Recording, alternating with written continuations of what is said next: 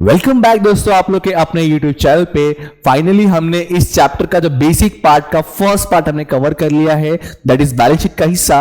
आज हम करेंगे statement of profit and loss. अब देखो, कोई फॉर्मेट को करने से पहले आपको पता होना चाहिए कि उसके पीछे रीजन क्या, हम कर क्यों रहे हैं वो चीजें। हाँ, आई एग्री कि टीवाई करना है, टीवाई पास होने से कर रहे हैं, बट फिर भी उसके पीछे रीजन क्या फॉर्मेट बनाने के। जैसे कि बैलेंस शीट बनाते हैं हम लोग अपना एक्सिस्टेंस जानने के लिए, अपना फाइनेंशियल पोजीशन जानने के लिए सर।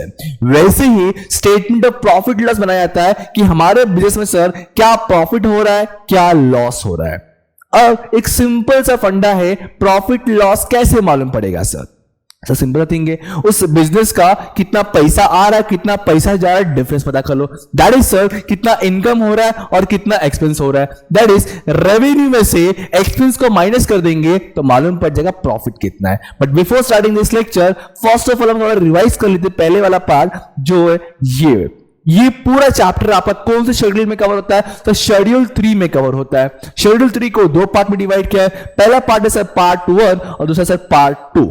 अब पार्ट 1 में जो है बैलेंस शीट, जो हमने पहले ही कवर कर चुके हैं प्रीवियस लेक्चर में। आज हम करेंगे sir statement of profit and loss. अब स्टेटमेंट ऑफ प्रॉफिट लॉस बहुत ही प्यारा सा, छोटा सा, नन्ना सा, मुन्ना सा फॉर्मेट है यार, बस इतना सा ही है। पहले हम क्या करेंगे, फॉर्मेट डिस्कशन करेंगे, फिर डिस्कशन करेंगे कि हर हेड के अंदर क्या क्या आता है। ये ना हमने ऑलरेडी पहले पढ़ा हुआ है, लेकिन 11-12 में पढ़ा था, याद आ रहा है कुछ? ट्रेडिंग प्रॉफिट लॉस, वही से बताया था ना प्रॉफिट लॉस कितना था। अच्छा, अब मैंने क्या बताया कि सर प्रॉफिट कैसे मालूम पड़ेगा? रेवेन्यू में से एक्सपेंस को माइनस करेंगे। अब रेवेन्यू जो है ना दो टाइप के हो सकते हैं, एक है रेवेन्यू फ्रॉम ऑपरेशन, दूसरा है अदर इनकम। अगेन ये फॉर्मेट काफी लेंदी होता है, बट जितना टीवाई लेवल पे रिक्वायरमेंट है, जितने से अपना सम हो जाएगा, मैं उतना खाली बता रहा हूं आपको। ओके, तो सर ये जो रेवेन्यू वाला पार्ट है, दो पार्ट में डिवाइड है। First one is revenue from operation, second one is other income. मैं छोटा सा एग्जांपल समझाने की कोशिश करता हूं। फॉर एग्जांपल, मैं स्केल सेल करता हूं, मैं स्केल बेचता हूं।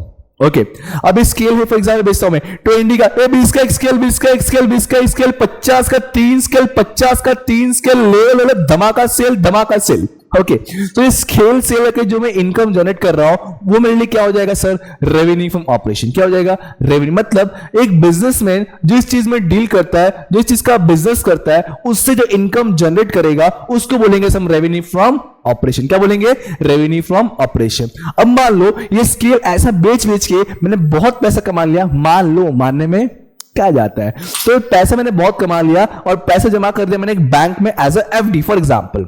उस एफडी से मुझे मिलेगा इंटरेस्ट, वो भी इनकम है, लेकिन मेरे लिए रेवेन्यू इनकम नहीं है। आई मीन सो ये मेरे लिए ऑपरेशन इनकम नहीं है, मेरा बिजनेस एक्टिविटी इनकम नहीं है, वो अदर इनकम हुआ मेरा। तो वैसे इनकम का लिखेंगे हम लोग अदर इनकम में। जैसे कि 11-12 करते थे सर, सेल्स है ना, सेल्स पार्ट का किसका है?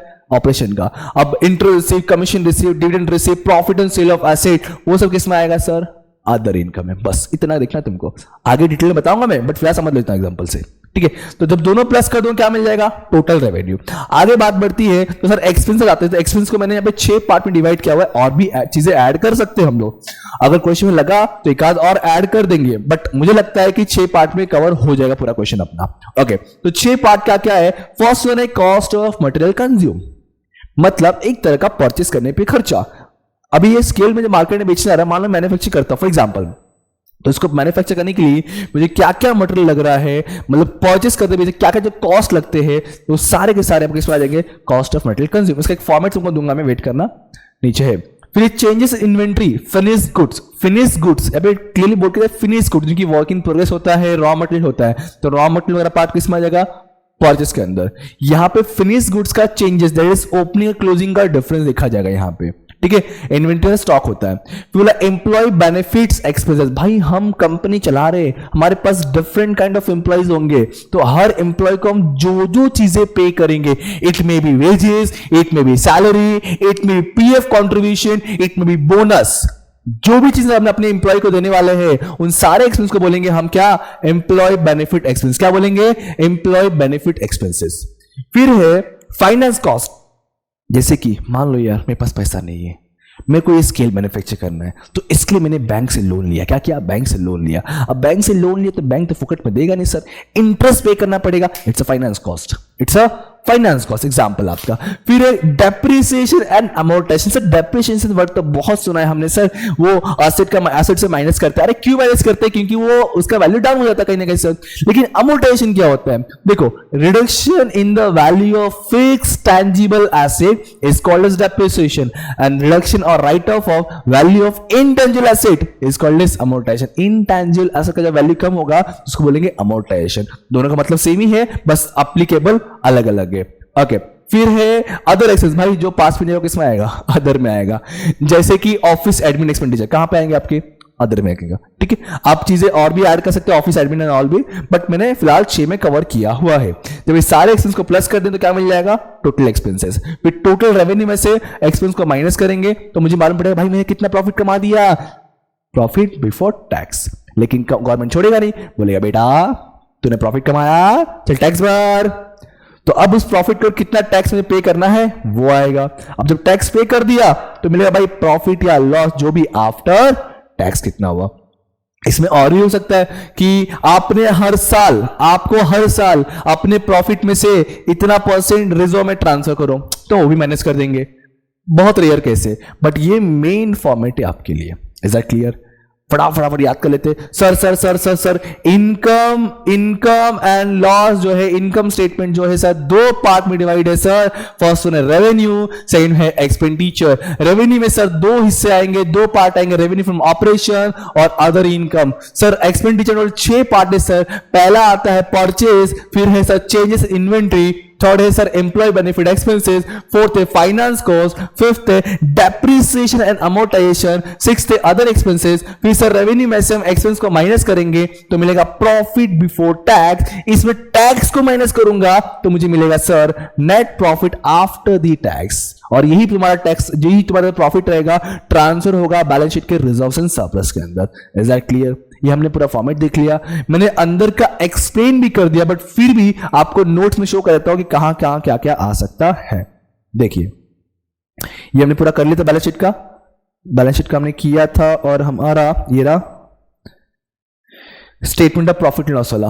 रेवेन्यू फ्रॉम ऑपरेशन, बाद है नेट सेल्स। नेट सेल्स का मतलब क्या? डेफिनेटली सेल्स के बाद जो भी एडजस्टमेंट्स होंगे वो सब कर देने का, वो सब करने के बाद जो अमाउंट मिलेगा उसको बोलेंगे नेट सेल्स, जैसे कि रिटर्न्स एंड ऑल। फिर अदर इनकम है, पहले तुमको एक्सप्लेन कर दिया मैंने वाला पार्ट पूरा। ठीक है, देखो ये cost of material consume. Opening stock of RM, आपके पास रॉ मटेरियल पहले से जो पड़ा है वो लिखो, प्लस उस आपने कुछ इस साल खरीदा तो वो ऐड करो, माइनस कुछ रिटर्न आपने कर दिया रहेगा, कुछ खराब है कुछ भी रिटर्न कर दिया रहेगा, माइनस करो। उसको खरीदते वक्त कुछ भी कैरिज इनवर्ड लगा है तो भाई वो ऐड कर दो। हाँ, ये एडजस्टमेंट में पूछता है कभी कभी, ध्यान रखना। मुझे ऐसा फील हो रहा है कि इस बार एग्जाम में आपको ये पार्ट पूछ सकता है। जैसे गुड्स लॉस है, फायर, थेफ्ट, इन सब चीजों से क्या हो रहा है, हमारा गुड्स का वैल्यू कम हो रहा है, गुड्स कम हो रहा है। सो इसलिए यहां से माइनस करने एक effect, second effect profit loss में आएगा। आई मीन टू आपका लॉस है फायर वगैरह अदर में आ जाएगा, अदर में एक इफेक्ट यहां पर आएगा और एक अदर एक्सपेंस में आएगा। ओके, इनकी बात कर रहा हूं, एडजस्टमेंट की बात कर रहा हूं। चेंजेस इन्वेंट्री, कंफ्यूजन होता है, याद रखना हमेशा ओपनिंग माइनस क्लोजिंग करना है। क्या? Opening minus closing. और कौन सा स्टॉक? फिनिश गुड्स या फिर WIP। आरएम किधर गया? रॉ मटेरियल सर ऊपर पॉजिस के अंदर गया हुआ है। ठीक है, एम्प्लॉय बेनिफिट, एम्प्लॉय को जो भी पे जैसे salary, wages, PF contribution. Sir PF contribution होता है क्या? देखो, एज अ ओनर हम क्या करते हैं, अपने एम्प्लॉय के सैलरी से एक अमाउंट कट करते हैं पीएफ के नाम से। तो अब पीएफ कट करते हैं अपने एम्प्लॉय का जो पेमेंट में से, तो एम्प्लॉयर जो ओनर है अपने हिस्से से थोड़ा सा वो ऐड करता है उसके अंदर, मतलब कंपनी खुद पे कर रहा है वो भी, तो कंपनी में खर्चा हुआ ना तो उसको बोलेंगे employ contribution to PF. If required तो कमेंट कर देना, इन डिटेल वीडियो तुम्हारे लिए बना दूंगा मैं। फिर स्टाफ वेलफेयर के लिए कुछ एक्सपेंस पे किया तो बोनस भी अगर इसमें ही आएगा। ठीक है, उसके बाद अदर एक्सपेंस है जो ऊपर नहीं आएगा भाई इसमें आ जाएगा। और एक फाइनेंस बजाता देखो, फाइनेंस पहले देख लो, कोई भी इंटरेस्ट पे तो फाइनेंस में आएगा तुम्हारा। अदर में जो ऊपर नहीं है वो इसमें आएगा, जैसे कि जो देखो लिखे भी दिया है, जो ऊपर कैटेगरी में नहीं है भाई आएगा, जैसे एडमिन, रेंट, रिपेयर, इंश्योरेंस या ऑडिट फीस। सो फाइनली हमने सारा फॉर्मेट देख लिया है, सारा फॉर्मेट हमने कवर कर लिया है।